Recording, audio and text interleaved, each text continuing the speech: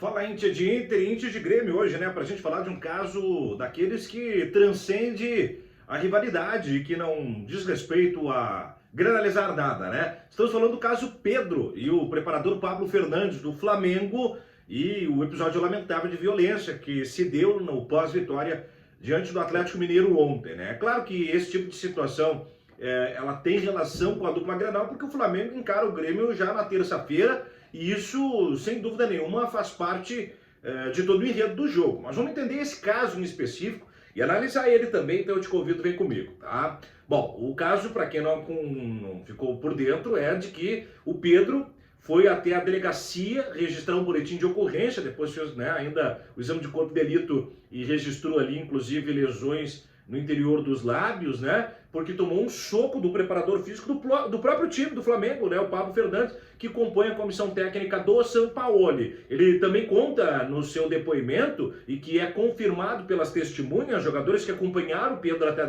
delegacia, como Cebolinha, como o Pablo Maia, de que primeiro ele tomou 3 tapas no rosto e depois, então, ao tentar afastar a mão do Pablo Fernandes, ele é golpeado com um soco mais contundente. Isso porque o Pedro estava no vestiário, mexendo no celular e falando com familiares, e não cumprindo a ordem deliberada do preparador físico de fazer o trabalho de aquecimento, uma vez que o Pedro, estando como reserva, deveria então, né, compor essa atividade. Bom, até o seguinte, o Pedro não está certo, isso a gente não vai discutir, se tem uma ordem, tem que cumprir, ponto. Mas isso é irrisório, guardadas as proporções que a coisa tomou, vamos combinar. Se o jogador comete uma atitude, ele toma uma decisão, né, ele tem uma ação que ela não corresponde à hierarquia, né, que ela não corresponde ao comando, que ela não corresponde à orientação, como funcionário do clube, isso deve ser relatado pelo preparador ao técnico, do técnico ao vice-presidente. É assim que funciona uma instituição. Uma instituição séria como um clube de futebol deve proceder dentro dos procedimentos legais, em termos de relação trabalhista, em termos de administração de recursos humanos e em termos de dignidade humana. Jamais usar o expediente da violência. É um recurso que nós não vamos jamais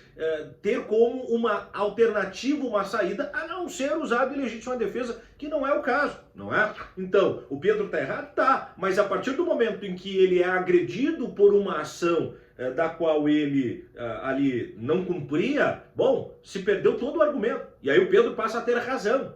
E aí, quando o Flamengo não se posiciona, e até o momento que nós gravamos esse vídeo no miolo da tarde de domingo, o Flamengo, a instituição, o clube ainda não tomou um posicionamento e não apontou uma solução para o caso.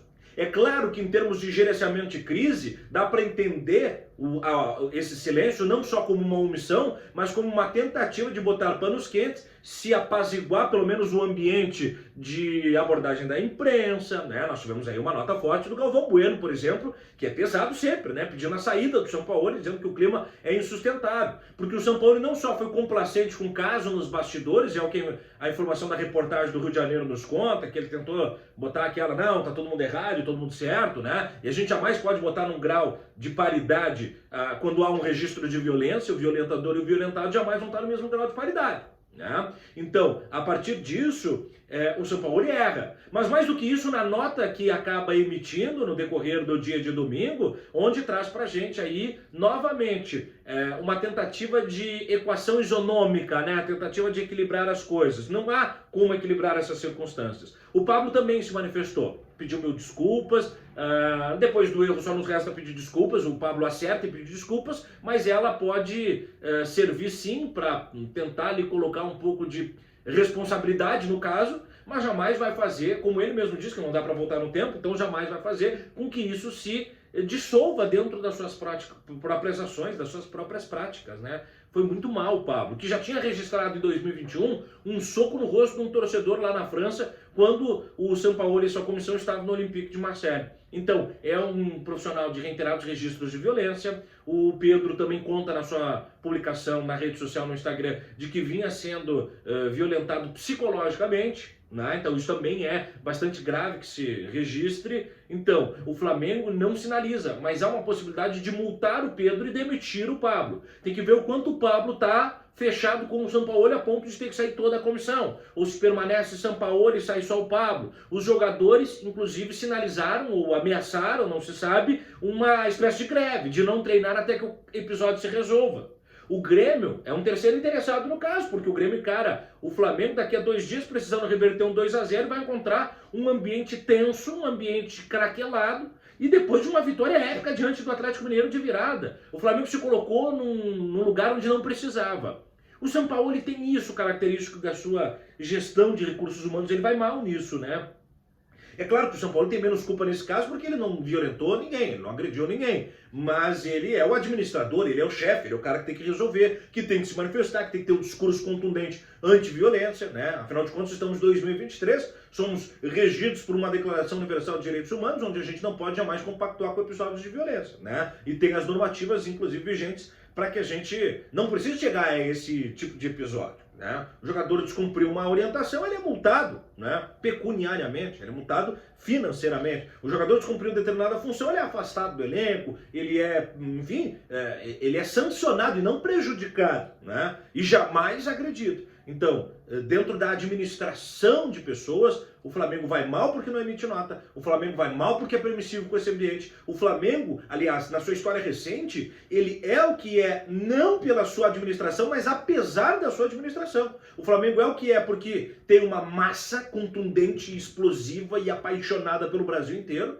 que faz movimentar uma máquina econômica muito forte, com isso os anunciantes se interessam. O Flamengo vira uma moeda e um produto tipo exportação muito importante, interessante para as marcas, né? E consegue montar equipes que rendem dentro de campo. Agora, administrativamente falando, o Flamengo é um fracasso. Em termos políticos, o Flamengo é um fracasso. E aí a história recente do clube é de transição de técnicos que tem dificuldade de lidar com o material ser humano, né? E que a gente tem que elogiar aqui na dupla Grenal, que pelo menos na maior parte do tempo escolhe profissionais que fazem essa regência com qualidade, né? Então o Flamengo vai mal nisso. E vai mal o Sampaoli quando se manifesta de uma maneira torta, vai mal o Pablo quando faz uso da violência, vai mal o Flamengo nesse momento. A gente lamenta como apaixonado pelo futebol, a gente lamenta como quem está aqui para tentar humanizar o esporte, né? E só nos resta então ficar por dentro dos desdobramentos desse episódio, agora reiterando o repúdio à violência do Pablo, reiterando qualquer tipo de argumento pró-violência ou qualquer tipo de omissão em nome dela. A administração de sujeitos, de profissionais que estão lá, né, tutelados por uma instituição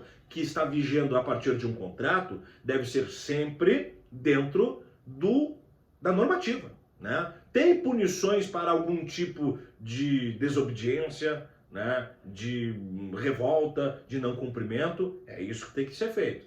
A gente tem que primar pelo diagnóstico correto das doenças do que diz respeito ao tratamento dos seres humanos, né? Porque senão aí nós somos anárquicos, caóticos, nós somos desumanizados, animalizados, não combina nada com esporte, né? Segunda-feira tem Inter às 7 da noite, eu tô te esperando lá, a gente se fala, aquele abraço.